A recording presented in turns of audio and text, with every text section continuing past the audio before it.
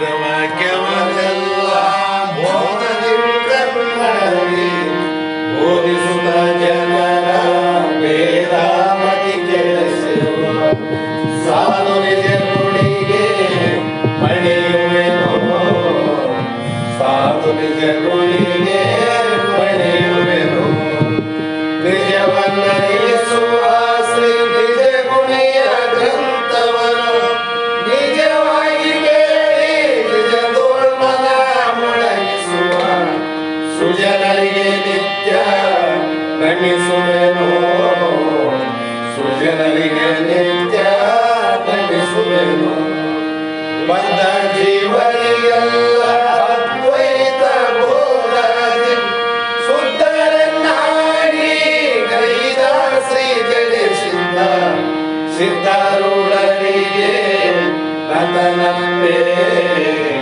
ಸಿದ್ಧಾರೂಢರಿಗೆ ನಂದನಂಬೆ ಬಾಳ ಬಲ ವೇದಾಂತಕ್ಕೆ ಸರಿ ಬಾಳ ಗರ್ಜನೆ ಕೇಳುವ ತನಕ ಬಾಳ ಮೂಗುತ್ತಲಿರ್ಪವೇ ಶಾಸ್ತ್ರವೆಂಬುವ ನರಿಗಳು ಬಾಳ ಶಕ್ತಿಯ ಶುಭ ಗರ್ಜನೆ ಬಾಳ ಕೇಳಿದ ಬಳಿಕ ಕೂಗಲು ಬಾಳ ಕೇಳಲು ಬೇಕು ವೇದಾಂತೆಂಬ ಶಾಸ್ತ್ರವನ್ನು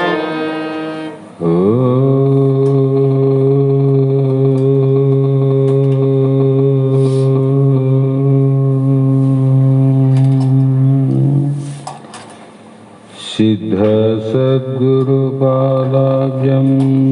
ಜನನೀ ಜನಕಸ್ತತ ತತ್ವೋಪದೇಶಕರ್ತಾರಂ ನತ್ವಾ ಭಕ್ತಿಪುರಸ್ವರಂ ಗುರುವೇ ಸರ್ವಲೋಕಾನಾಂ ಭಿಷಜೇ ಭವರೋಗಿಣಾಂ ನಿಧಯೇ ಸರ್ವವಿದ್ಯಾನಾಂ ದಕ್ಷಿಣಾಮೂರ್ತಯೇ ನಮಃ. ಜಗದಾದಿ ಜಗದ್ಗುರು ಸಿದ್ಧಾರೂಢ ಮಹಾಸ್ವಾಮಿಗಳ ಶ್ರೀಪಾದ ಪದ್ಮಗಳಿಗೂ ಆರೂಢ ಜ್ಯೋತಿ ಶಿವಪುತ್ರ ಮಹಾಸ್ವಾಮಿಗಳ ಶ್ರೀಪಾದಗಳಿಗೂ ಶ್ರೋತ್ರಿಯ ಬ್ರಹ್ಮನಿಷ್ಠ ಬ್ರಹ್ಮಲೀನ ಸದ್ಗುರು ಬಸವಾನಂದರ ಚರಣ ಕಮಲಗಳಿಗೂ ಅನಂತ ದೀರ್ಘ ದಂಡ ಪ್ರಣಾಮಗಳನ್ನು ಸಮರ್ಪಿಸುತ್ತ ಸದ್ಗುರು ಸಿದ್ಧಲಿಂಗಪ್ಪ ತಾತ ಕಪಗಲ್ ಇವರನ್ನು ಮನದೋಳು ಧ್ಯಾನಿಸುತ್ತ ತಮ್ಮೆಲ್ಲರಿಗೂ ವಂದಿಸುತ್ತ ಈ ದಿನ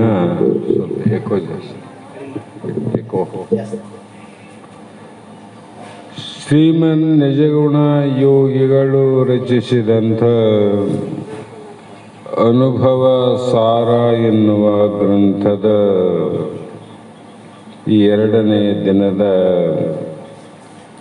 ಬೋಧೆ ಪ್ರಾರಂಭದ ವಿಷಯವಾಗಿದ್ದು, ಈ ಅನುಭವ ಸಾರದ ಬಗ್ಗೆ ಪ್ರಾರಂಭ ದಿನದಿಂದ ವಿಚಾರ ಮಾಡಲಾಗಿ ಇಲ್ಲಿ ಶ್ರೋತ್ರಿಯ ಬ್ರಹ್ಮನಿಷ್ಠ ಸದ್ಗುರುವಿನ ಕುರಿತು ಶರಣಾಗತನಾಗಿ ಅವನಲ್ಲೇ ಇರುವಂಥ ಶಿವ ಜೀವ ಜಗತ್ತಿನ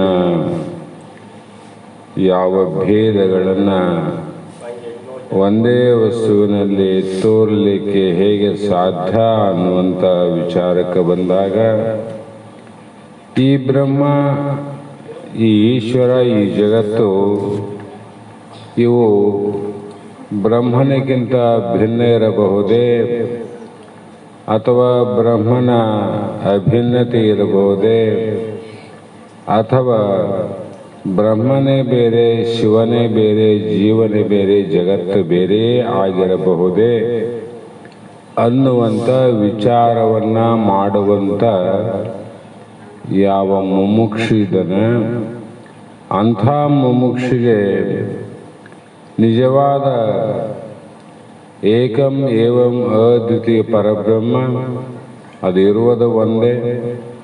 ಅದರಲ್ಲಿ ತೋರು ಎಲ್ಲವೂ ಹೇಗೆ ತೋರಬಹುದು ಅನ್ನುವ ವಿಚಾರವನ್ನು ಆತ್ಮಜ್ಞಾನಿಗಳು, ಶ್ರೋತ್ರಿಯ ಬ್ರಹ್ಮನಿಷ್ಠರು, ಶರಣಾಗತರಾದಂಥ ಶಿಷ್ಯರಿಗೆ ಇದರ ಸಾರವನ್ನೇ ತಿಳಿಸಿ ಹೇಳುವುದೇ ಅನುಭವ ಸಾರ.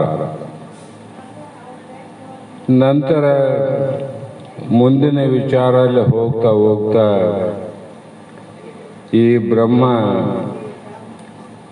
ಯಾವ ರೀತಿಯಿಂದ ಜಗತ್ತು ಜೀವನಾಗಿ ತೋರಬಹುದು, ಆರಂಭವಾದವೇ ಇರಬಹುದೇ ಅಥವಾ ವಿವರ್ತವಾದದಿಂದ ಆಗಿರಬಹುದೇ, ಹೀಗೆ ಪರಿಣಾಮವಾದದಿಂದ ತೋರಬಹುದೇ ಅನ್ನುವಂಥ ಹಲವು ವಿಚಾರಗಳು ಮುಮುಕ್ಷೆಯಲ್ಲಿ ಶಂಕಾರೂಪದಲ್ಲಿ ತೋರುವುದು ಸಹಜವಾದುದು.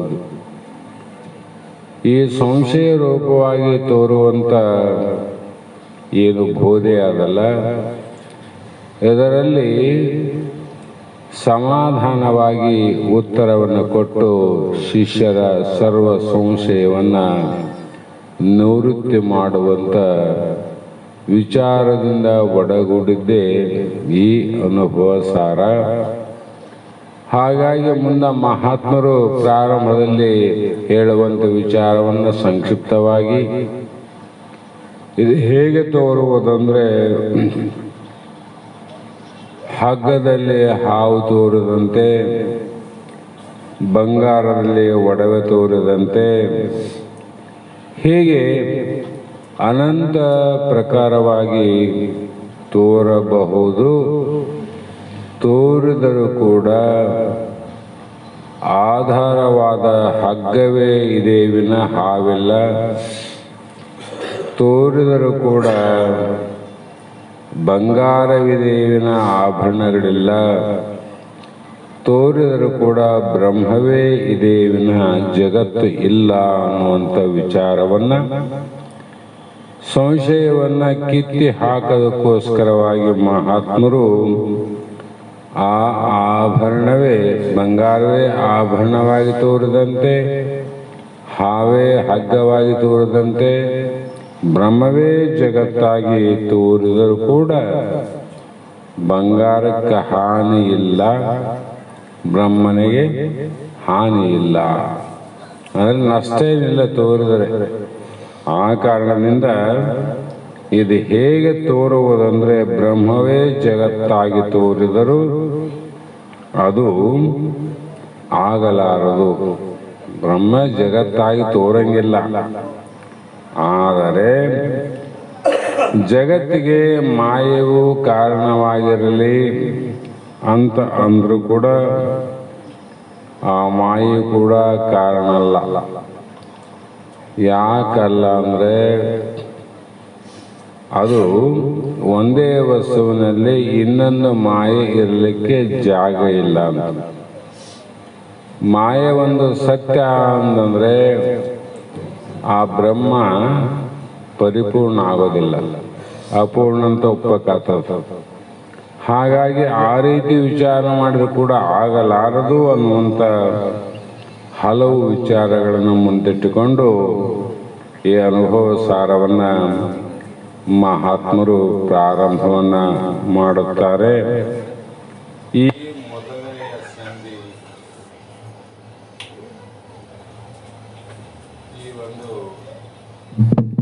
ಮೊದಲನೆಯ ಸಂಧಿ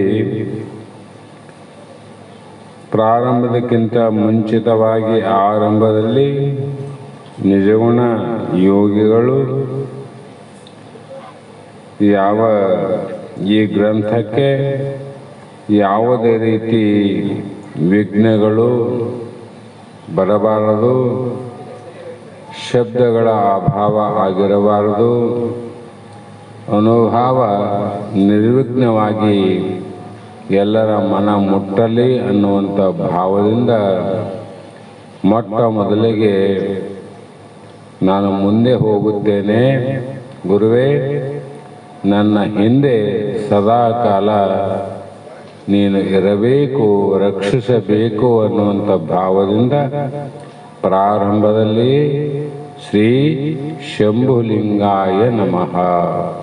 ಗುರುವೇ, ನಿನಗೆ ನನ್ನ ವಂದನೆಗಳು, ಅನಂತ ನಮಸ್ಕಾರಗಳು ಅಂತ ಪ್ರಾರಂಭವನ್ನು ಮಾಡಿ ಆರಂಭದಲ್ಲಿ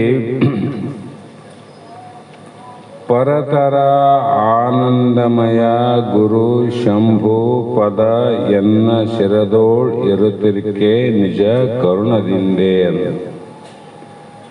ಅಂದ್ರೆ ಆನಂದದಲ್ಲಿ 8 ಆನಂದ ಅಂತ ಮೊದಲೇ ನಿಮಗೆ ಗೊತ್ತದ. ಅದಕ್ಕಿಂತ 8 ಆನಂದ ಇಲ್ಲಿ ಪರತರ ಆನಂದ ಅಲ್ಲ. ಮತ್ತು ಇಹಲೋಕದ ವಿಷಯದಲ್ಲಿ ಆಗುವಂಥ ವಿಷಯ ಆನಂದಗಳು ಅದರಾಗೆ ಬಂದವು. ವಾಸನಾ ಆನಂದಗಳು ಅದರಲ್ಲೇ ಬಂದವು. ಈ ರೀತಿಯಾಗಿ ಅನಂತ ಅಷ್ಟ ಆನಂದಗಳು ಕೂಡ ಇವು ಪರತರ ಆನಂದ ಅಲ್ಲ, ಅಪರಾಧದ ಆನಂದಗಳು. ಅಪರಾಧ ಅಂದ್ರೆ ಗೊತ್ತಲ್ಲ, ಸುಳ್ಳು ಅಂತ. ಆರೋಪ ಮಾಡ್ಯಾರಿ, ಸುಮ್ಮನೆ ನನ್ನ ಮೇಲೆ ಅಪರಾಧ ಮಾಡ್ಯಾರ, ನಾನು ಅದನ್ನು ಮಾಡಿಲ್ಲ ಅಂದ್ರೆ ಏನಾಯ್ತು? ಅಪರಾಧ ನಿಜ ಅಲ್ಲ ಅಂತ ಅರ್ಥ ಆಯ್ತಲ್ಲ. ಅದರಂತೆ ಇಹಲೋಕದ ವಿಷಯ ಆನಂದಗಳು ಮತ್ತು ಪರಲೋಕ ಅಂದರೆ ಸ್ವರ್ಗಲೋಕಾದಿಯಿಂದ ವಿಷ್ಣು ಲೋಕ ವೈಕುಂಠದ ಪರವಾಗಿ ಇರುವಂಥ ಅಲ್ಲಿಯ ಲೋಕ ಆನಂದಗಳು, ಬ್ರಹ್ಮಲೋಕಗಳ ಆನಂದ ಎಲ್ಲವೂ ಪರಾನಂದಗಳೇ. ಯಾಕಂದ್ರೆ ಇಹಲೋಕದ ಆನಂದ ಅದು ಕೂಡ, ಪರಲೋಕದ ಆನಂದ ಅದು ಕೂಡ, ಎರಡೂ ಕೂಡ ಕ್ಷಣಿಕವಾದ ಆನಂದಗಳೇ ವಿನಃ ಸಮಯದ ಸಾಧನ ಆನಂದಗಳೇ ವಿನಃ ಲೋಕಾದಿಗಳ ಪ್ರಾಪ್ತಿ ಆನಂದಗಳೇ ವಿನಃ ಅವೆಲ್ಲವೂ ನಿನ್ನ ಸ್ವರೂಪದ ಆನಂದಗಳು ಅಲ್ಲ. ಅಂದ್ರೆ ಇಲ್ಲಿ ಮಹಾತ್ಮರು ಪರತರ ಆನಂದಮಯ ಅಂದಾಗ ಈ ಉಪಾಧಿ ಮೂಲಕ, ಲೋಕಾದಿಗಳ ಮೂಲಕ, ವಿಷಯಾದಿಗಳ ಮೂಲಕ ತೋರುವ ಆನಂದಗಳು ನಿಜವಾದ ಆನಂದ ಅಲ್ಲ. ಮತ್ತು ನಿಜವಾದ ಆನಂದ ಯಾವುದು? ಅದು ಪರತರ ಅಂದ. ಇಹದಂತೆ ಅಂದರೆ ಈ ಲೋಕದಂತೆ ಅಲ್ಲ, ಪರ ಅಂದರೆ ಪರಲೋಕದಂತಲ್ಲ. ಇಹಲೋಕಕ್ಕೂ ಪರಲೋಕಕ್ಕೂ ಬೇರೆಯಾಗಿ ಇರುವಂಥ ಆನಂದ ಏನಿದೆ ಅದು ಪರತರ ಆನಂದ. ಅದು ಹೇಗಿದೆಪ್ಪ? ಅದು ಇಹಲೋಕದ ವಿಷಯಾನಂದಗಳಂತಲ್ಲ, ಅದು ಪರಲೋಕದ ಸ್ವರ್ಗ ಬ್ರಹ್ಮಲೋಕದ ಆನಂದಗಳಂತಿಲ್ಲ. ಅವೆರಡು ಆನಂದಗಳಿಂದ ಬೇರೆಯಾದದ್ದೇ ಈ ಆನಂದ. ಇದಕ್ಕೆ ಪರತರ ಆನಂದ. ಈ ಪರತರ ಆನಂದ ಯಾರು ಅನುಭವಕ್ಕೆ ಬಂದದ, ಈ ಆನಂದವನ್ನು ಯಾರು ಕಂಡು ಉಂಡರ, ಈ ಆನಂದವನ್ನು ಯಾರು ತಿಳಿದಾರ, ಈ ಆನಂದವನ್ನು ಯಾರು ನೋಡ್ಯಾರ ಅಂದರೆ ಈ ಆನಂದ ಇದು ಪರಮಾತ್ಮನ ಆನಂದ. ಈ ಲೋಕದ ಪರಲೋಕದಲ್ಲ, ಪರಮಾತ್ಮನ ಆನಂದ ಇದು. ಅರ್ಥಾತ್ ಪರಬ್ರಹ್ಮನ ಆನಂದ. ಹಾಗಾಗಿ ಇವೆಲ್ಲವೂ ನಿರುಪಾಧಿಕವಾಗಿ ಮತ್ತು ನಿರತಿಶಯವಾಗಿರುವಂಥ ಆನಂದ. ಪರಮಾತ್ಮ ಯಾವಾಗಾಯಿತು? ಪರಮಾತ್ಮನ ಉಪಾಧಿಯಿಂದ ಆಗಿಲ್ಲಿದು. ಪರಮಾತ್ಮನ ಉಪಾಧಿಯಿಂದ ಆದದ್ದಲ್ಲ, ಇದು ಉಪಾಧಿ ಬಿಟ್ಟಾಗ ಆಗುವಂಥ ಆನಂದ. ಮತ್ತು ಯಾರನ್ನು ಬಿಡ್ಬೇಕು ಈಗ ಆನಂದ ನೋಡ್ಬೇಕಾದ್ರೆ? ನಾ ಪರಮಾತ್ಮ ಅನ್ನುವಂಥ ಭಾವವು ಕೂಡ ಬಿಟ್ಟಾಗ ಅದರ ಸಾಕ್ಷಿಯಾಗಿ ಏನು ಇರುತ್ತದೆ ಅದು ನಿರುಪಾಧಿಕ ಆನಂದ. ಅಂದ್ರೆ ಸಗುಣವಾದ ಆನಂದ ಅಲ್ಲ ಅಂತ ಅರ್ಥ ಆಯ್ತಲ್ಲ. ಇದು ನಿರ್ಗುಣವಾದ ಆನಂದ. ಆ ಆನಂದದ ಸ್ವರೂಪ ಇರುವಂತ ಪ್ರತ್ಯಕ್ಷ ಪ್ರಮಾಣ ಯಾರಪ್ಪ ಆದದ್ದು ಅಂದ್ರೆ ನಾವು ನೀವು. ನಮ್ಮವ್ರಿಗೆ ಆಗ್ಯದ, ನಿಮ್ಮವ್ರಿಗೆ ಆಗ್ಯದ, ಹಿಂದಿನವ್ರಿಗೆ ಆಗ್ಯದಂತ ಕಥೆನೂ ಹೇಳ್ಬೋದು, ಕಾದಂಬರಿ ಹೇಳ್ಬೋದು, ಈಗಿನವ್ರಿಗೂ ಆಗುವುದು ಆಗುತ್ತದೆ ಅಂತಲೇ ಹೇಳ್ಬೋದು. ಸದ್ಯ ಇದಕ್ಕೆ ವರ್ತಮಾನದಲ್ಲಿ ಪ್ರಮಾಣ ಯಾರು? ಅಂಥ ಆನಂದ ಸ್ವರೂಪದಲ್ಲಿ ಇರುವಂಥ ವ್ಯಕ್ತಿಗಳ ಪ್ರಮಾಣ ಯಾರು? ಅದಕ್ಕೆ ಹೇಳಿದವರು ಗುರು ಶಂಭುಲಿಂಗ. ಅದಕ್ಕೆ ಪ್ರಮಾಣ ಅಲ್ಲಿ ಯಾಕೆ ನೋಡೋಕೋತು ನ ಗುರುರಧಿಕಂ. ಅಂಥ ಶ್ರೋತ್ರಿಯ ಬ್ರಹ್ಮನಿಷ್ಠ ಗುರುಗಳ ಸ್ವರೂಪವೇ ಅದು ಪರತರ ಆನಂದ. ಅದು ಗುರು ಶಂಭುಲಿಂಗನ ಆತ್ಮಸ್ವರೂಪವೇ ಆಗಿದೆ ಅಂತ.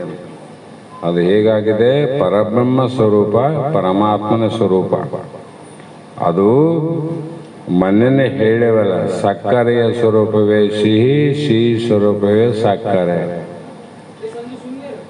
ಬೇರೆ ಅದರಲ್ಲಿ ಹಾಲಿನ ಸ್ವರೂಪವೇ ಮಧುರ, ಮಧುರ ಸ್ವರೂಪವೇ ಹಾಲು. ಹಾಲು ಗುಣದಿಂದ ಕೂಡೋದಿಲ್ಲ, ಅದು ಗುಣದಿಂದ ಕೂಡೋದು. ಆದರೆ ಅದರ ಮಧುರತ್ವ ನಿರ್ಗುಣದಿಂದ ನೋಡಿ. ಅದು ಹಾಲು ಆಕಾರದಿಂದ ಅದ, ಮಧುರತ್ವ ನಿರಾಕಾರದಿಲ್ಲ. ಸಕ್ಕರೆ ಆಕಾರ ಅದ, ಸಿಹಿ ನಿರಾಕಾರ ಅದ. ಆದ್ರೆ ಒಂದ್ರ ಬಿಟ್ಟು ಒಂದಿಲ್ಲವು. ಅದಂತೆ ಪರಮಾತ್ಮ ಆಕಾರ, ಆನಂದ ಅದು ನಿರಾಕಾರ. ಹೌದು. ಆದರೆ ನಿರಾಕಾರ ಬಿಟ್ಟು ಆಕಾರ ಇಲ್ಲ, ಆಕಾರ ಬಿಟ್ಟು ನಿರಾಕಾರ ಇಲ್ಲ. ಅದಕ್ಕೆ ಸಗುಣ ಪರಮಾತ್ಮನೂ ಹೌದು, ನಿರ್ಗುಣನೂ ಹೌದು. ಅದು ಆತ್ಮಸ್ವರೂಪ. ಈ ಆನಂದವೇ ಏನಾದ ಅಂದರೆ ಸರ್ವರಿಗೂ ಶಾಂತಿಯನ್ನ, ಸುಖವನ್ನ ಉಂಟು ಮಾಡಬಹುದು. ನಮಗೆ ಶಾಂತಿ ಬೇಕು, ಸುಖ ಬೇಕು, ದುಃಖ ನಿವೃತ್ತಿ ಆಗಬೇಕು ಅಂದರೆ ಶಾಂತಿ ಆಗ್ತದ, ಸುಖನೂ ಆಗ್ತದ, ದುಃಖ ನಿವೃತ್ತಿ ಆಗ್ತದೆ. ಯಾವಾಗಂದ್ರೆ ಅಂಥ ಆನಂದ ನಿನಗಾದಾಗ ಇಂಥ ದುಃಖ ಹೋಗ್ತಾವ ಅಂತ ಅರ್ಥ. ನಮಗೆ ಈ ಆನಂದ 8 ಆನಂದದಲ್ಲಿ 5-6 ಆನಂದ ಆದರೂ ಕೂಡ ಆ ದುಃಖ ನಿವೃತ್ತಿ ಆಗೋದಿಲ್ಲ. ಇವು 8 ಆನಂದ ನನ್ನಲ್ಲಿ ಆವಂದ್ರೂ ಕೂಡ ಆ ದುಃಖ ನಿವೃತ್ತಿ ಆಗೋದಿಲ್ಲ. ಯಾವಾಗ ಪರಮಾತ್ಮನಿಗೆ ಆನಂದ ಸ್ವರೂಪ ಆನಂದ ಯಾರಿಗಾಗ್ತದ ಆವಾಗನೇ ಅತ್ಯಂತ ದುಃಖ ಅನ್ನುವಂಥ ಶಾಸ್ತ್ರ ಏನು ಹೇಳ್ತಾ ಬಂದವ ಆ ಜನನ ಮರಣ ದುಃಖ ನಿವೃತ್ತಿ ಆಗುವುದು. ಅದಕ್ಕಾಗಿ ಮಹಾತ್ಮರು ಹಿಂದೆಲ್ಲೇ ಹೇಳ್ತಾ ಬಂದಾರಲ್ಲ, ಅಷ್ಟಮಹಾಸಿದ್ಧಿಗಳ ಕೂಡಿದವರು ಕೂಡ ದುಃಖದಾಗ ಆರಂಭರು. ಅಷ್ಟ ಮಹಾಸಿದ್ಧಿಗಳು ಸಾಮಾನ್ಯ ಸಿದ್ಧಿ ಅಲ್ಲವು, ಮಹಾಸಿದ್ಧಿ. ಅದಕ್ಕಿಂತ ದೊಡ್ಡ ಸಿದ್ಧಿಗಳು ಇನ್ನು ಜಗತ್ತಿನಲ್ಲಿ ಯಾವೂ ಇಲ್ಲ, ಅದ್ರ ಒಳಗನೆ ಇರೋ. ಅಂತ ಸಿದ್ಧಿ ಪುರುಷರಿಗೆ ಹೋಗಿಲ್ಲ ದುಃಖ. ಯಾಕೆ ಹೋಗಿಲ್ಲ? ಅಷ್ಟಸಿದ್ಧಿಗಳಾದವು, ಆನಂದ ಸಿದ್ಧಿ ಆಗಿಲ್ಲಲ್ಲ. ಅಷ್ಟಸಿದ್ಧಿಯಾಗಿ ಅವು ಇಲ್ಲಂತಲ್ಲ, ಈ ಪರತರ ಆನಂದ ಆಗ್ಬೇಕಲ್ಲ. ಅಂತ ಆನಂದ ಆದವ್ರಿಗೆ ಈ ಸಿದ್ಧಿ ಆಗಲಿ ಬಿಡ್ಲಿ ಅದು ಸಂಬಂಧ ಇಲ್ಲ. ಹಾಗಾಗಿ ಆ ಆನಂದ ಏನದ ಸರ್ವರಿಗೂ, ಸರ್ವಜೀವಿಗಳು ಸುಖ ಶಾಂತಿಯನ್ನು ಉಂಟು ಮಾಡುತ್ತವೆ. ಮತ್ತು ಇಂಥ ಆನಂದದ ಲೇಷ ಆನಂದವನ್ನು ಪಡೆದು ಇಂದ್ರಿಯಾದಿಗಳು ಸುಖವುಳ್ಳವರಾಗುತ್ತಾರೆ. ಈ ಇಂದ್ರಿಯಾದಿಗಳಿಂದ ಇಂದ್ರಿಯ ಸುಖ ಆಗ್ತಾವಲ್ಲ ನಮ್ಗೆ. ಈ ಯಾವ ಜ್ಞಾನೇಂದ್ರಿಯಗಳಿಂದ ಇಂದ್ರಿಯಗಳ ಸುಖ ತೋಡ್ತಾವಲ್ಲ, ಅವು ಎದುರು ಸುಖ, ಯಾರ ಸುಖ? ನಿನ್ನ ಸ್ವರೂಪ ಆನಂದದ ಲೇಷ ಆನಂದ ಅಂದರು. ಅದರ ಸ್ವಲ್ಪ ಕಿಡಿ, ಬೆಂಕಿ ಅಲ್ಲ. ಈಗ ಕಿಡಿಗಳು ಹೊರಗೆ ಬರ್ತಾವ. ಕಿಡಿಗಳು ಹೊರಗೆ ಬರ್ತಾವಂದ್ರೆ ಬೆಂಕಿಲಿಂದ ಹೊರಗೆ ಬಂದವು. ಏನು ಕಿಡಿನೇ ಬೇರೆ, ಬೆಂಕಿನೇ ಬೇರೆ. ಬೆಂಕಿನೇ ಕಿಡಿ, ಕಿಡಿನೇ ಬೆಂಕಿ. ಆದರೆ ಕಿಡಿಗಳು ಬೆಂಕಿ ಆಗೋದಿಲ್ಲ. ಯಾಕಂದ್ರೆ ಬೆಂಕಿ ದಹನ ಮಾಡಿದಂಗೆ ಕಿಡಿಗಳು ಸುಡೋದಿಲ್ಲ. ಕಿಡಿಗಳು ಗಾಯ ಮಾಡ್ತಾವ ನೋಡ್ರಿ. ಬಟ್ಟೆ ಮೇಲೆ ಕಿಡಿ ಬಿತ್ತ ಸುಟ್ಟವತ್ತು, ತೂತು ಆಗ್ತದ. ಆದ್ರೆ ಬಟ್ಟೆ ಸುಡೋಂಗಿಲ್ಲ ಮಗಂದ. ಎಲ್ಲಿ ಕಿಡಿ ಬಿದ್ದ ಅಷ್ಟೇ ಜಾಗ ಸಣ್ಣ ತೂತು ಹಾಕಿ ಹೋಗ್ತದೆ. ಅದ್ರ ಬೆಂಕಿಗೆ ಹಾಕ್ರಿ ಬೂದನೆ ಮಾಡ್ತದ. ಅಂದ್ರೆ ಅದರಿಂದ ಇದು ಆ ಆನಂದದ ಲೇಷನೇ ಸರಿ. ಆದರೆ ಆ ಆನಂದದಲ್ಲಿ ಇದ್ದಂಥ ಏನು ಸುಖ ಶಾಂತಿನದ ಈ ಇಂದ್ರಿಯಾದಿಗಳ ಲೇಷ ಆನಂದದಲ್ಲಿ ಇಲ್ಲ ಅಂತ ಮಹಾತ್ಮನು ಹೊಡೆದಾಕ್ಯಾರ. ಅವಿಲ್ಲ. ಹಾಗಾಗಿ ಹೀಗೆ ಈ ಒಂದು ಇಂದ್ರಿಯಾದಿಗಳಿಂದ ಏನಾಗ್ತವ ಆನಂದ ಅಂದ್ರೆ ಅವು ಉತ್ಪತ್ತಿ ಆಗ್ತವ, ಸ್ಥಿತಿ ಆಗ್ತವ, ಲಯ ಆಗ್ತವ. ಇಂದ್ರಿಯಾದಿಗಳಿಂದ ಆನಂದ ಉತ್ಪತ್ತಿ ಆಗ್ತದೆ. ಇವತ್ತು ಊಟಕ್ಕೆ ಹೋಗಿದ್ವಿ ಎಲ್ಲಿಗಂದ್ರೆ ಊಟ ಮಾಡಿದಾಗ ಆನಂದ ಆಗ್ತದೆ. ಆ ಆನಂದದ ಊಟದ ಆನಂದ 3-4 ತಾಸು ಸ್ಥಿತಿಯಾಗಿರ್ತದೆ, ನೆನಪಿನಲ್ಲಿರ್ತದೆ. ಆರಾಮಂತೀವಿ. 4ನೇ ತಾಸು ಬಂದಾಗ ಲಯ ಆಗ್ತದೆ. ಊಟ ಮಾಡಿದಾಗ ಉತ್ಪತ್ತಿ ಆಯಿತು, ಸ್ವಲ್ಪ ಹೊತ್ತು ಸ್ಥಿತಿವಂತವಾಗಿತ್ತು, ಇನ್ನೊಂದು ತಾಸಿನಲ್ಲಿ ಅದು ಲಯ ಆಯ್ತು ನೋಡ್ರಿ. ಯಾಕೆ? ಇವು ಇಂದ್ರಿಯಾದಿಗಳಿಂದ ಆನಂದ, ಇಂದ್ರಿಯಾದಿಗಳಿಂದ ವಸ್ತು ಸಂಯೋಗದಿಂದ ಆದದ್ದು. ವಸ್ತು ಸಂಯೋಗ ಊಟ ಮಾಡಿದಾಗ ಆಯ್ತಿಲ್ಲ ಆನಂದ. ಹಾಗಾಗಿ ಹೀಗೆ ಈ ಎಲ್ಲ ಆನಂದಗಳೇನವ ಇವು ಹುಡ್ತಾವ, ತೋರ್ತಾವ, ಹೋಗ್ತಾವ. ಆದರೆ ಪರಮಾತ್ಮನಿಗೆ ಆದಂಥ ಪರತರ ಆನಂದ ಏನದ ಅದು ಯಾವುದೇ ವಸ್ತುವಿನಿಂದ ಇಂದ್ರಿಯಾದಿಗಳ ಸಂಯೋಗದಿಂದ ಮನಸ್ಸಿಗೆ ಆದಂಥ ಆನಂದ ಅದು ಅಲ್ಲ. ಅದು ಹುಟ್ಟಿದ ಆನಂದ ಅಲ್ಲ. ಉತ್ಪತ್ತಿ ಆಗಿದ್ರೆ ಸ್ವಲ್ಪ ಹೊತ್ತು ಇರ್ತದ, ಆಮೇಲೆ ನಾಶ ಆಗ್ತದೆ. ಅದು ಸ್ವರೂಪದಿಂದಿರೋದು. ಹಾಗಾಗಿ ಇಂಥ ಆನಂದ ಸ್ವರೂಪರಾದವರು ಯಾರು ಅಂತ ಹೇಳಿದ್ರೆ ಅವರೇ ಶಂಭುಲಿಂಗ ಸ್ವರೂಪಿಗಳು ಅಥವಾ ಗುರು ಸ್ವರೂಪಿಗಳು.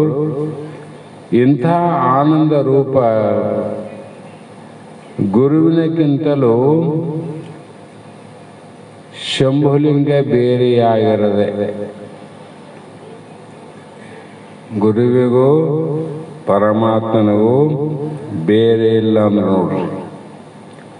ಅಂದ್ರೆ ಇಲ್ಲಿವರೆಗೂ ನಾವು ಇಂಥ ಆನಂದ ಯಾರಿಗೆ ಆಗ್ಯದ? ಪರಮಾತ್ಮ ಅಂತ ಮೂಲ ತಗೊಂಡಿವಿ ಮೊದಲು. ಆ ಪರಮಾತ್ಮನ ಸ್ವರೂಪಗಳೇ ಜಗತ್ತಿನಲ್ಲಿ ಈಗ ಯಾರಾನ ಅವರೆಲ್ಲರೂ ಕೂಡ ಶಂಭುಲಿಂಗ ಸ್ವರೂಪಗಳೇ, ಪರಮಾತ್ಮ ಸ್ವರೂಪಗಳೇ. ಅವ್ರಿಗೆ ಅಂಥವ್ರು ಇಂಥವ್ರು ಅಂತಲ್ಲ, ಸ್ವರೂಪ ಆನಂದ ಸ್ವರೂಪಗಳೇ ಆಗಿರುವಂತ. ಮತ್ತೆ ತಿಳ್ಕೊಂಡು ನಿನಗೆ ಸುಖ ಆಗ್ತದ, ಇಲ್ಲವ ಮತ್ತೆ ಅವರು ಬೇರೆ ಇವರು ಬೇರೆ ಅಂತ ತಿಳ್ಕೊಂಡು ನೀ ದುಃಖಿನೇ ಆಗ್ತದಿವನ ಸುಖ ಎಂದಿಗೆ ಆಗೋದಿಲ್ಲ. ಯಾಕಂದ್ರೆ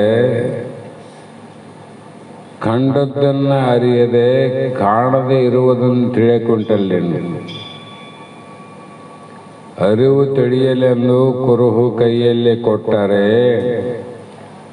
ಕುರುವನ್ನೇ ನಂಬಿ ಅರಿವನ್ನೇ ಮರೆತವರನ್ನ ಏನೆಂಬೆ ಅಂತ ಮಹಾತ್ಮರೇ ಶರಣರೇ ಪ್ರಶ್ನೆ ಮಾಡ್ತಾರೆ. ಕುರುಹು ನಮ್ಮ ಕೆಲವು ಸಂಪ್ರದಾಯಗಳಲ್ಲಿ ಕೆಲವೊಂದು ಗುರುತಿನಿಂದ ಆತ್ಮಜ್ಞಾನದ ಸತ್ಯವನ್ನು ತಿಳಿಯಲಿ ಅಂತ ಒಂದು ಏನೇನೋ ಗುರುತು ಕೊಟ್ಟಾರ. ಆ ಸಹಜವಾಗಿ ಅರಿವನ್ನೇ ತಿಳಿಯಲು ಕುರುಹನ್ನೇ ಕೊಟ್ಟರು ಕರಸ್ಥಲದಲ್ಲಿ ಲಿಂಗ ಸ್ವರೂಪವಾಗಿ. ಲಿಂಗ ಕೊಟ್ರಲ್ಲ, ಆ ಲಿಂಗ ಯಾಕೆ ಕೊಟ್ಟರು ಅಂದರೆ ಅರಿವನ್ನು ಮೂಲ ಸ್ವರೂಪವಾದ ನಿಜ ಸ್ವರೂಪವನ್ನು ತಿಳಿಲಿ ಅಂತ ಅದನ್ನು ಕೊಟ್ಟರು. ಆದರೆ ಇದನ್ನೇ ನಂಬಿದೆ, ಅದನ್ನು ನೀವು ಮರೆತೈತಿ. ಇದನ್ನು ನಂಬಿದ್ ನೋಡು, ಕುರುಹನ್ನೇ ನಂಬಿ ಅದರ ಅರಿವನ್ನು ತಿಳಿಲಿಲ್ಲ ಅಂದರೆ ವ್ಯರ್ಥ. ಅದಕ್ಕೆ ಪರಮಾತ್ಮ ಏನದ ಅರು ಸ್ವರೂಪನ, ಅದು ನಿರಾಕಾರ ಸ್ವರೂಪನ. ಈ ಜಗತ್ತಿನಲ್ಲಿ ಅದರ ಅರಿವನ್ನು ತಿಳಿಯಲಿಕ್ಕೋಸ್ಕರವಾಗಿ ಗುರುಗಳನ್ನು ದಯಪಾಲಿಸಿದಂಥವರು ಭಗವಂತನೇ, ಪರಮಾತ್ಮನೇ. ಕೃಷ್ಣ, ರಾಮ, ಅನಂತ ಮಂದಿ ಅದಲ್ಲ, ಒಂದು ಲಿಸ್ಟ್ ಆದ ಜ್ಞಾನಿಗಳು. ಅವರು ನಮಗೆ ಸಗುಣದಿಂದ ತೋರದೇ ಇದ್ದರೆ ನಿರ್ಗುಣ ಪರಮಾತ್ಮನ ಹೇಗೆ ತಿಳಿತಿದ್ದಿ ನೀನು? ತಿಳಿತೈತೇನು? ಅಂದಾಗ ಆ ನಿರ್ಗುಣ ನಿರಾಕಾರ ಪರತರ ಆನಂದಮಯವನ್ನು ಅರಿಬೇಕಾಗಿದ್ರೆ ಆ ಆನಂದದ ಸ್ವರೂಪದಲ್ಲೇ ಇರುವಂಥ ಯಾವ ಮಹಾತ್ಮರು, ಸದ್ಗುರುಗಳು, ಸಮರ್ಥರು ನಡೆ, ನುಡಿ, ಶ್ರೋತ್ರಿಯತ್ವ, ಬ್ರಹ್ಮನಿಷ್ಠತ್ವ, ಪರಿಪೂರ್ಣತೆಯನ್ನು ಪಡೆದವನ್ನ ನೀನು ನಂಬಿದೆ ಅಂದರೆ ಅದು ನಿನ್ನ ನಿಶ್ಚಯ ಆಗ್ತದೆ. ಇಲ್ಲೇ ನೀನು ನಂಬಿ ಬಂದ ಮೇಲೆ ಅಲ್ಲಂಗೆ ಬರ್ತಾರೆ ನಂಬಿ. ಆದರೆ ಇಲ್ಲಿ ನಂಬಿ ಅಲ್ಲಿ ನಂಬಲಿಲ್ಲ ಅಂದರೆ ಇಲ್ಲಿನೂ ನೀನು ನಂಬಿಲ್ಲ ಅಂತ ಅರ್ಥ ಆಯ್ತು. ನಿಜವಾಗಿ ಕೂಡ ಲಿಂಗವನ್ನು ನೀನು ನಂಬಿದ್ದೆ ಅಂದರೆ ಆ ನಿಜವಾದ ಅರಿವು ನಿನ್ಗೆ ಆಗ್ತದ. ಆ ಕುರುಹನ್ನು ನೋಡಿ ನಿನಗೆ ಪ್ರಶ್ನೆ ವಿಚಾರ ಬರ್ಬೇಕಾಗಿತ್ತಲ್ಲ, ಇದು ಏನು, ನಾನು ಯಾರು, ಇದು ಯಾರು, ಇದಕ್ಕೆ ನನಗೆ ಏನು ಸಂಬಂಧ ಅದ? ಇದು ಸಗುಣ ಅದೋ, ಇದು ನಿರ್ಗುಣ ಅದೋ, ಇದು ಉತ್ಪತ್ತಿಯಿಂದ ಕೂಡೋದು, ಇದು ಸ್ಥಿತಿಯಿಂದ ಕೂಡೋದು, ಇದು ಭಿನ್ನ ಆಗ್ತದೋ, ಅಭಿನ್ನ ಅದೋ? ನೀನು ಸರಿಯಾಗಿ ನೀನು ನೋಡಿದ್ರೆ ಇವೆಲ್ಲ ನಿನ್ನ ಲಕ್ಷ್ಯಕ್ಕೆ ಬರ್ತೈತಲ್ಲ. ನಿನಗೆ ಬಂದಿಲ್ಲ ಅಂದರೆ ಇದನ್ನ ನೀನು ನಂಬಿಲ್ಲ ಅಂತ ಕಡೆಗೆ ಮಾಡಿದ್ರು ಮಹಾತ್ಮ. ಇದನ್ನೇ ನೀನು ನಂಬಲಿಲ್ಲ ಅಂದಮೇಲೆ ಅದ್ರ ನಂಬಿಕೆ ಯಾವಾಗ ಆಗ್ತದ? ಆಗೋದಿಲ್ಲ ಅಂತ ಅರ್ಥ.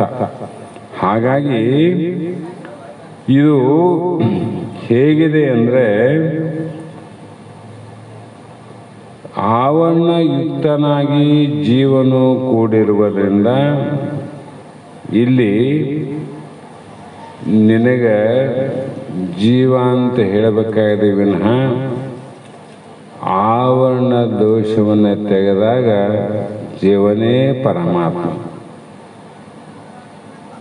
ಉಪಾಧಿ ಅಂತಾರಲ್ಲ, ಹಾಗಾಗಿ ಇಲ್ಲಿ ಜೀವನಿನಂತೆ ಯಾಕೆ ಹೇಳಬೇಕಾಗಿದೆ ಅಂದರೆ ಆವರಣ ದೋಷದಿಂದ ಕೂಡಿದ ಕಾರಣ ನಿನಗೆ ಜೀವ ಅನ್ನೋದು.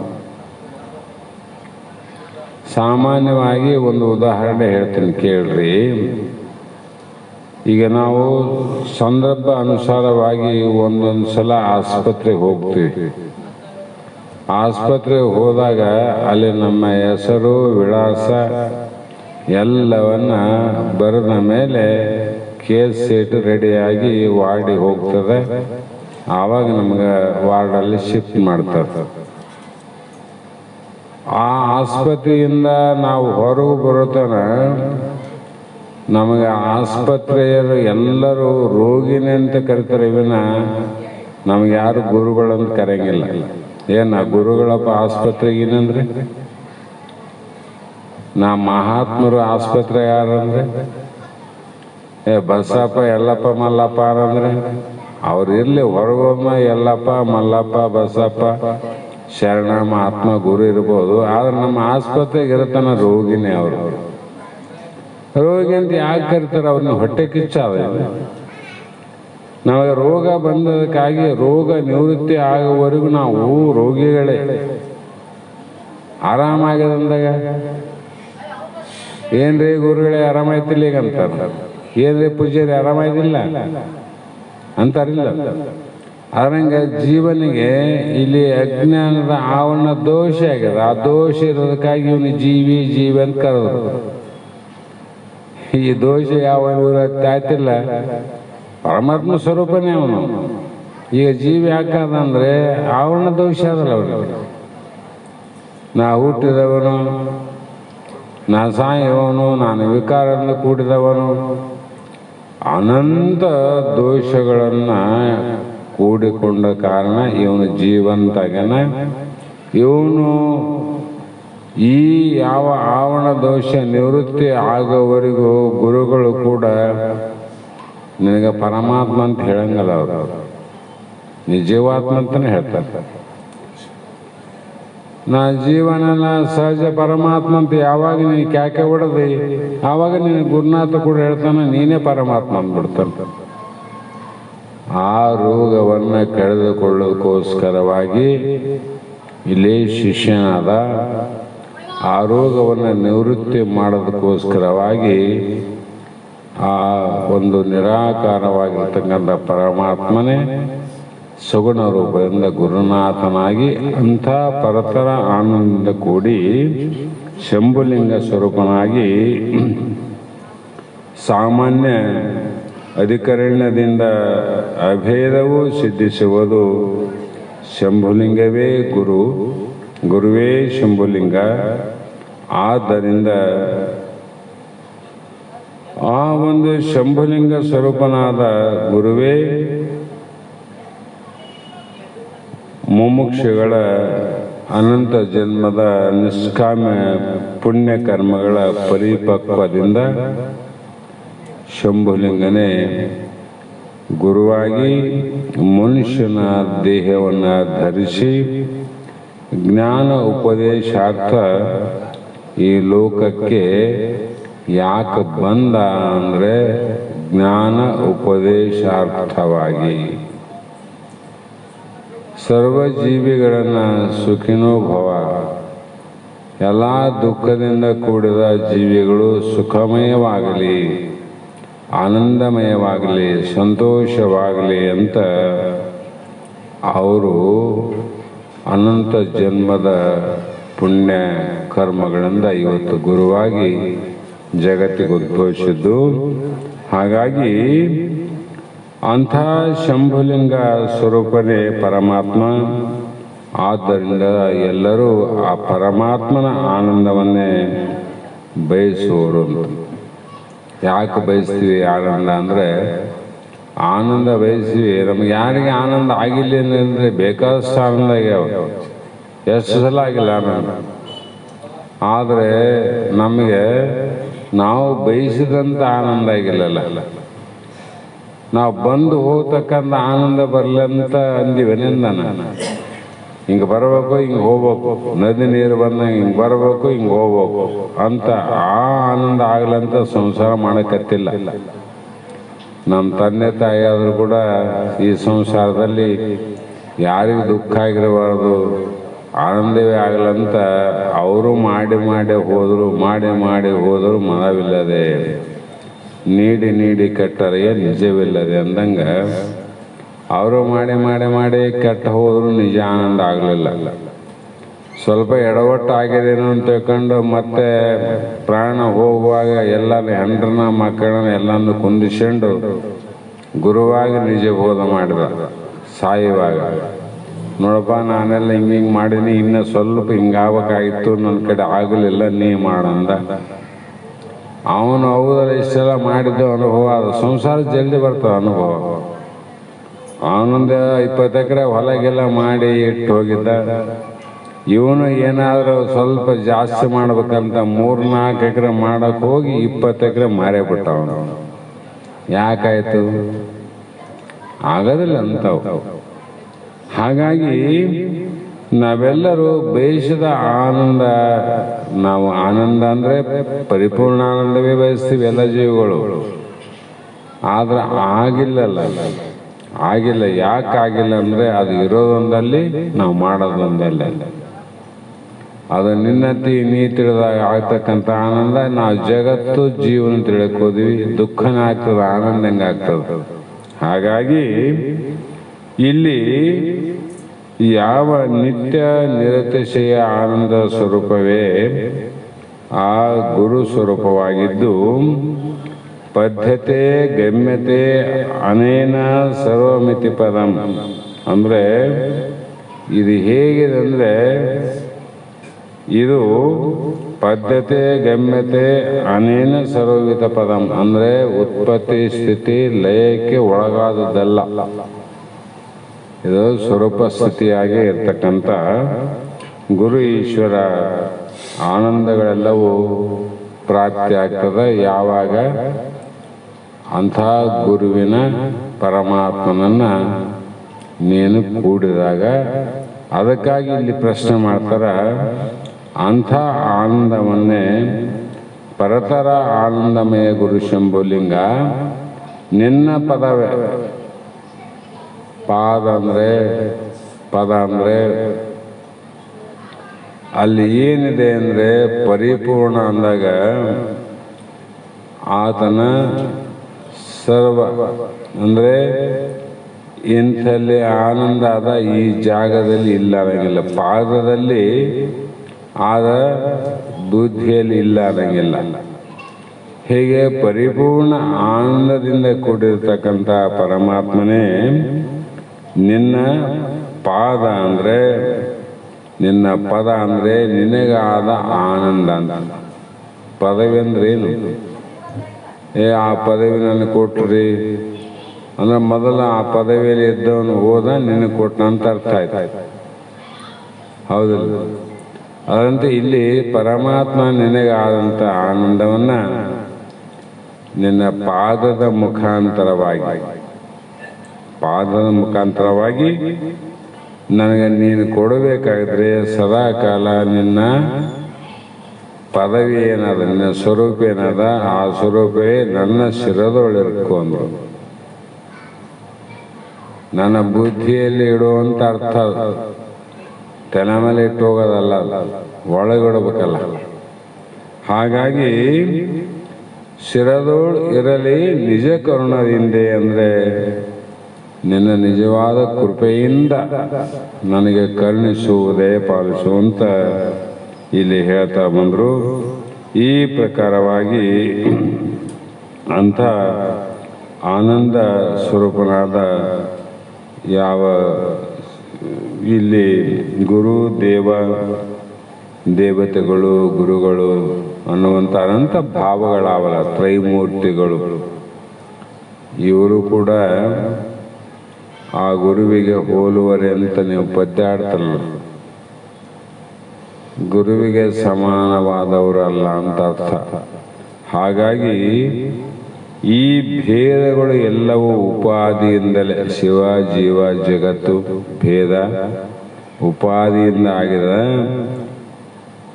ಆ ಉಪಾದಿಗಳೇ ಕಾರಣ ಹೊರತು ನಿನ್ನ ಸ್ವರೂಪ ಕಾರಣವಲ್ಲ, ಬಂಗಾರ ಕಾರಣವಲ್ಲ. ದಾಗಿನಿಗಳು ಅಂದ್ರೆ ಆಭರಣಗಳು ಉಪಾದಿಗಳೇ ಕಾರಣ. ಭೇದ ಮಾಡಿದ ಉಪಾದಿ ಕಾರಣ ಇಲ್ಲ, ಬಂಗಾರ ಕಾರಣ ಅಲ್ಲ. ಅದೇ ರೀತಿಯಾಗಿ ಸಿಹಿ ಕಾರಣವಲ್ಲ, ಪದಾರ್ಥಗಳೇ ಕಾರಣ. ಮಿಠಾಯಿ ಬಜಾರ್ದಾಗ ಹೋದಾಗ, ಜಾತ್ರೆಗೆ ಹೋದಾಗ ಒಂದೇ ಸಕ್ಕರೆಯಿಂದ 20 ನಮೂನೆ ಮಾಡಿರ್ತಾರೆ. ಅವು ಒಂದೊಂದು ರುಚಿ ಬೇರೆ ಬೇರೆ ಅವ ನೋಡ್ರಿ. ಆದ್ರೆ ಸಿಹಿ ಒಂದೇ ಆದಿಲ್ಲ, ಸಿಹಿ ಒಂದೇ ಅದ, ರುಚಿ 20 ಅವ. ಒಂದೇ ಸಿಹಿಲಿ 20 ರುಚಿ ಯಾಕಾದವ್ರಿ ಅಂದ್ರೆ ಅಲ್ಲಿ ಉಪಾದಿಗಳ ಮಿಶ್ರ ಆಗ್ಯಾವ. ಒಂದರ ಕಡ್ಲೆಟ್ ಹಾಕಿದ್ರು, ಒಂದ್ರಲ್ಲಿ ಮೈದಾ ಹಾಕಿದ್ರು, ಒಂದು ತುಪ್ಪದಾಗ ಮಾಡಿದ್ರು, ಒಂದು ಎಣ್ಣೆಗೆ ಹಾಕಿ ಮಾಡಿದ್ರು, ಹೆಸರಿನಾಗ ಹಾಕಿ ಮಾಡಿದ್ರು, ಅಲಸಂದೆಗೆ ಹಾಕಿ ಮಾಡಿದ್ರು. ಅವುಗಳಿಂದ ರುಚಿ ಸಿಹಿದು ಬೇರೆ ಬೇರೆ ಕಾಣ್ತದ, ಆದರೆ ಸಿಹಿ ರುಚಿ ಮಾತ್ರ ಒಂದೇ ಆದಂತ. ಹಾಗಾಗಿ ಯಾವಾಗಲೂ ಇಂಥ ಒಂದು ಸ್ವರೂಪದ ಆನಂದ ಏನದ ಅದು ಒಂದೇ ಅದ. ಅವು ಇಂದ್ರಿಯಾದಿಗಳ ಉಪಾದಿಗಳಿಂದ ನಿನಗೆ ಭಿನ್ನ ಭಿನ್ನವಾಗಿ ತೋರ್ತವೆ. ಅದು ಶಬ್ದದಿಂದ ಒಂದು ಆನಂದ, ರೂಪದಿಂದ ಒಂದು, ಸ್ಪರ್ಶ ರಸ ಗಂಧಾದಿಗಳಿಂದ ಒಂದೊಂದು. ಯಾಕೆ ಭಿನ್ನ ಆದವು ಅಂದರೆ ಉಪಾದಿಗಳ ಭಿನ್ನತೆಯಿಂದ ಆನಂದ ಭಿನ್ನ ಆದಂಗೆ ಆಗ್ಯದ. ಉಪಾದಿಗಳನ್ನು ಬಿಟ್ಟು ನೋಡಿದರೆ ಸಿಹಿ ಒಂದೇ ಪ್ರಕಾರ ಹೇಗೆ, ನಿನ್ನ ಪರತರ ಆನಂದ ಕೂಡ ಒಂದೇ ಪ್ರಕಾರವಾಗಿರುವುದು ಅಂತ ಹೇಳಿದಾಗ ಅದು ಮುಂದೆ ಅನಂತ ರೀತಿ ಶ್ರುತಿಗಳಿಂದ ವಿಚಾರದಿಂದ ನಾವು ಏನು ಮಾಡಬೇಕು ಅಂದರೆ ಈ ಸ್ವರೂಪ ಆನಂದವನ್ನು ತಿಳಿಬೇಕಾಗಿದೆ. ಈ ಸ್ವರೂಪ ಆನಂದ ತಿಳಿಬೇಕಾಗಿದ್ರೆ ತ್ರಿವಿಧ ಪರಿಚ್ಛೇದ ಸಹಿತ ಪೂರ್ಣವಾದ್ದರಿಂದ ಗ್ರಂಥಕರ್ತರ ಮನಸ್ಸಿನಲ್ಲಿ ಮೊದಲೇ ಉಂಟು ಅಂದರು. ತ್ರಿವಿಧ 3 ಪ್ರಕಾರ ಪರಿಚ್ಛೇದ. ಇಲ್ಲಿ ಯಾವ ಭಾವ ಏನು ಹೇಳಕ್ಕೆ ಬರಂಗಿಲ್ಲ. ಅದರಲ್ಲಿ 12 ಪ್ರಕಾರ ವಿಚಾರವನ್ನು ಮಾಡ್ಯಾರ, ಭೇದ ಮಾಡ್ಯಾರ. ಇವು 3, 4, 12 ಪ್ರಕಾರ ಭೇದ ಮಾಡಿದ್ರು ಕೂಡ ಅದು ಏಕವಾಗಿರ್ತಕ್ಕಂಥದ್ದೇ. ಅದರಂತೆ ಇಲ್ಲಿ ಮೊದಲೇ ಉಂಟು, ಈಗಿದ್ದು ಮೊದಲೇ ನನ್ನಲ್ಲಿ ಇದ್ದರೂ ಕೂಡ ನನ್ನ ಮನಸ್ಸಿನಲ್ಲಿ ಇರಲಿ ಅಂತ ಯಾಕೆ ಬೇಡವುದು ಅಂತ ಪ್ರಶ್ನೆ ಮಾಡಿದರೆ, ಇದು ನನಗೆ ಗೊತ್ತಿದ್ರು ಕೂಡ ನೀನು ಏನು ಹೇಳ್ತಾನ ನೋಡಮ್ಮಂತ ಕೇಳಕ್ಕೆ ಕೆಲವೊಂದು ಪ್ರಶ್ನೆ ಮಾಡ್ತಾರೆ. ನೋಡಮ್ಮ ಬಾಯಲ್ಲಿ ಏನು ಬರ್ತಂತ ಪ್ರಪಂಚ ಸುದ್ದಿ. ಇದಕ್ಕೆ ಏನಂತ ಕರೆದ್ರು ಅಂದರೆ ಆರಂಭವಾದ ಅಂತ ಅರ್ಥ. ನಮ್ಮ ಸ್ವರೂಪ ನಮ್ಗೆ ಗೊತ್ತೇ ಆಗಲ್ಲ, ಮತ್ತಿನ್ನೇನು ಕೇಳೋದು ಅಂದರೆ ಇದು ಆರಂಭ. ಅಂತ್ಯದಲ್ಲಿ ನಿನಗಾಗ್ಯದ ಅವಾಗ ಹೋಗ್ತೀವಿ ನಾವು. ಆರಂಭದಲ್ಲಿ ನೀನಾಗಿದ್ರೆ ನೀನ್ಯಾಕೆ ಕೇಳಕ್ಕೆ ಹೋಗ್ತಿದ್ದಿ, ಆತ್ಯಾಕೆ ನಿನಗೆ ಹೇಳ್ತಿದ್ದ. ಇದು ಅಂತ್ಯವಾದ ಅಂತ ಅರ್ಥ ಮಾಡಂಗಿಲ್ಲ, ಆರಂಭವಾದ. ಕೆಲವೊಂದು ಪ್ರಶ್ನೆ ಮಾಡ್ತಾರಲ್ಲ, ಬ್ರಹ್ಮಸ್ವರೂಪ ನಾವು ಇದ್ದೀವಿ, ನಾವೇ ಇದ್ದೀವಿ ಅಂತ ಗೊತ್ತಾದ್ಮೇಲೆ ಮತ್ತ್ಯಾಕೆ ಮತ್ತ್ಯಾಕೆ ಕೇಳೋದು, ಇವೆಲ್ಲ ಯಾಕೆ ಬಂದು ಏನು ಅಂತ ವಿಚಾರ ಮಾಡ್ತಾರೆ ಕೆಲವು ಮಂದಿ. ಅದಕ್ಕೆ ಅವ್ರಿಗೆಲ್ಲ ಗೊತ್ತು ಮಹಾತ್ಮರಿಗೆ ಇದೇನು ಅಂತ ಹೇಳಿದ್ರೆ, ಇದು ನನ್ನ ಮನಸ್ಸಿನಲ್ಲಿ ಇರಲಿ ಅಂತ ಕೇಳುವುದು ಅಸಂಭವ ಆಗಿರುವುದು. ಅಂದರೆ ಎಲ್ಲ ಕಡೆಯಲ್ಲೂ ನೀನು ಇದ್ದರೂ ಕೂಡ ನನ್ನ ಮನಸ್ಸಿನಲ್ಲಿ ನೀ ಇಲ್ಲ ಅಂತ ಹೇಳಿದರೆ ಪರಿಚಿನ್ನತ್ವ ಬರ್ತದ. ಇಲ್ಲ ಅಂತ ನೀ ಕೇಳಲ್ಲ, ಇದ್ದದ್ದು ಗೊತ್ತಿಲ್ಲ ಅಂತ ಕೇಳಕತ್ತಿದ್ದೆ ಅಷ್ಟೆ. ಇದ್ದದ್ದೇ ಗೊತ್ತಾಗಿದ್ರೆ ನೀನೇ ಕೇಳಕೊತಿದ್ದಿ. ಹಾಗಾಗಿ ಆ ರೀತಿ ಅರ್ಥ ಮಾಡಬೇಕು. ಇಲ್ಲಂದ್ರೆ ಪರಿಚಿನ್ನತ್ವ ದೋಷದಲ್ಲಿ ಸಾವಯತ್ವ, ಕಾರ್ಯತ್ವ, ಅನಿತ್ಯಾದಿ ದೋಷಗಳು ಪ್ರಾಪ್ತ ಆಗ್ತವ. ಆದ್ದರಿಂದ ಈ ಮಂಗಲದಲ್ಲಿ ಬೇಡಿಕೆಯು ಅಯೋಗ್ಯವಾಗಿರುತ್ತದೆ ಅಂತ ವಿಚಾರ ಮಾಡಂಗಿಲ್ಲ, ಅದು ಯೋಗ್ಯವೇ ಆಗಿದೆ ಅಂತ ಅರ್ಥ ಮಾಡೋದು. ಇಲ್ಲಿಗೆ ಸಮಯ ಆದಂಗಾಗಿದೆ. ನಾಳೆ ದಿನ ಈ 1ನೇ ಸಂಧಿಯ ಪ್ರಾರಂಭ. ಇದು ಅದು ಯಾವುದಂದ್ರೆ, ಯಾವ ಸೂತ್ರದಲ್ಲಿ ಪರತರ ಆನಂದಮಯ ಅಂತ ಯಾವುದಕ್ಕೆ ಅನ್ನಬೇಕು ಅನ್ನುವಂಥ ವಿಚಾರದಲ್ಲಿ ಅದು ಗುರುಶಂಭು ಪದವೆನ್ನ ಶಿರದೊಳು ಇರುತ್ತರಕ್ಕೆ ನಿಜ ಕರುಣದಿಂದ ಅಂತಕ್ಕಂಥ ವಿಚಾರವನ್ನು ಇವತ್ತಿನ ಯಾವ ಶಾಸ್ತ್ರದ ವಾಕ್ಪುಷ್ಪಗಳನ್ನು ಗುರುಪಾದಕ್ಕೆ ಸಮರ್ಪಿಸಿ ನಾವು ನೀವು ಧನ್ಯರಾಗೋಣ ಅನ್ನುವಂಥ ಮಾತನ್ನು ಹೇಳಿ ಮಂಗಲವನ್ನು ಹೇಳಿ